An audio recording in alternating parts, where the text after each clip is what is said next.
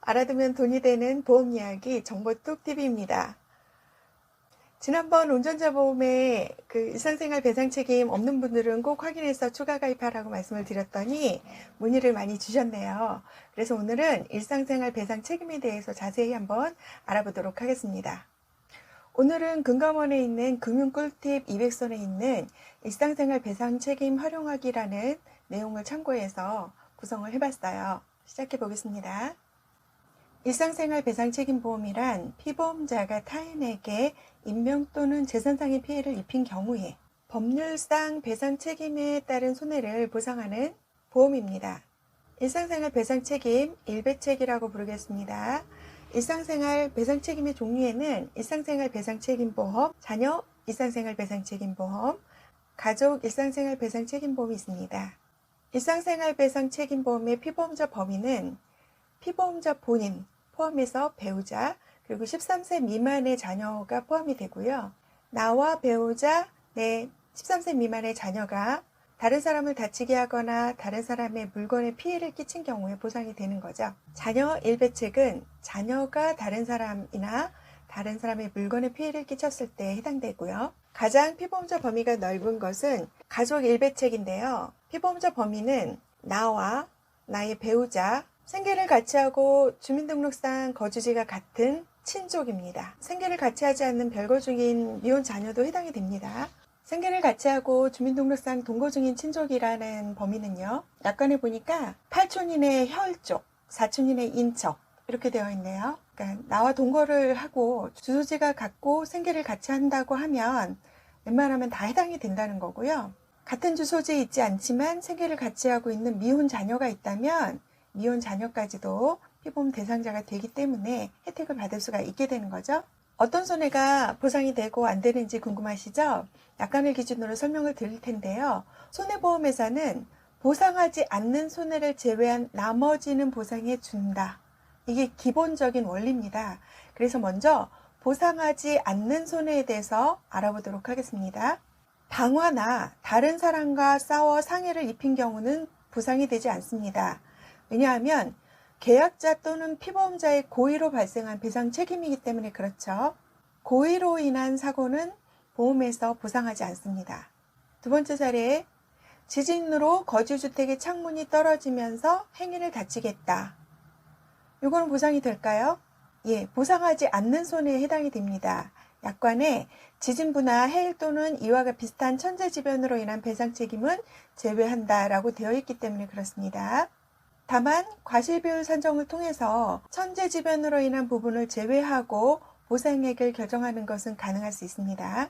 친구로부터 빌려 사용하는 노트북을 파손한 경우 해당이 될까요? 안 됩니다. 빌려서 사용이 있기 때문에 그렇거든요. 피보험자가 사용하는 물건의 원래 소유주에 대한 배상 책임은 보상에서 제외입니다. 빌려서 사용하는 물건에 대한 보상은 제외입니다. 또 세대를 같이 하는 친족, 가족끼리에 발생한 손해는 보상에서 제외되고요. 일상생활 배상 책임보험이기 때문에 당연히 업무 중 사고에 관한 것도 보상에서 제외가 됩니다. 약관에 보니 피해자의 심신상실로 인한 배상 책임도 제외가 된다. 이렇게 되어 있습니다. 즉 통상적으로 이거는 안 되겠다 싶어지는 부분들은 제외될 수 있다는 점 확인하시면 되겠습니다.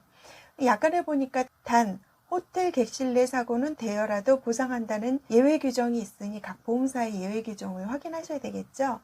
즉 실제 보험의 지급 여부는 개별 계약의 약관과 구체적인 사실관계에 따라서 달라질 수 있습니다. 다만 고의, 천재지변, 업무 중 사고, 친족끼리의 사고, 자동차 선박, 항공사고 이건 당연히 의무보험이 있는 경우가 해당이 되기 때문에 그쪽에서 보상받으라는 얘기고요. 대여 중에 일어난 사고, 폭행, 폭력 당연히 보상 안 됩니다. 그럼 보상되는 사고는 어떤 것들이 있을까요?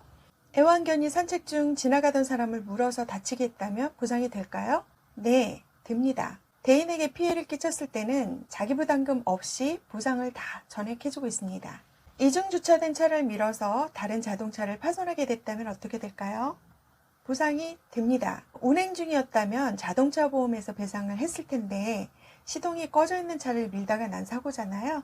그래서 일상생활 배상 책임에서 보상이 되겠습니다. 피보험자가 자전거를 타고 가다가 주차된 차에 피해를 끼쳤다면 보상이 될까요? 네, 됩니다. 피해 차량 수리비가 나가겠죠. 여기서 질문, 피보험자가 자전거를 탄 게 아니라 전동 킥보드를 탔다면 어떻게 될까요? 보상이 될까요? 보상이 안 됩니다.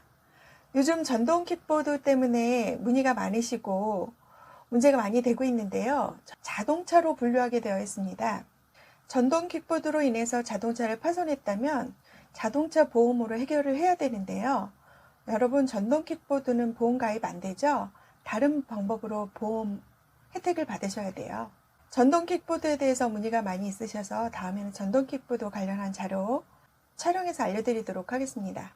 피보험자가 길을 걷다가 실수로 행인의 손을 쳐서 행인의 손에 있던 핸드폰이 떨어졌다면 보상될까요? 보상됩니다. 휴대폰 수리비가 나갑니다. 피보험자가 거주하고 있는 주택에서 누수가 발생하여 아랫집에 피해를 준 경우 해당이 될까요? 피보험자가 거주하고 있는 주택에서 누수가 발생하여 아랫집에 피해를 준 경우 당연히 아랫집 수리비도 보상이 되고요. 우리 집에 대한 경우도 손해방지 의무에 의해서 보상받을 수 있습니다.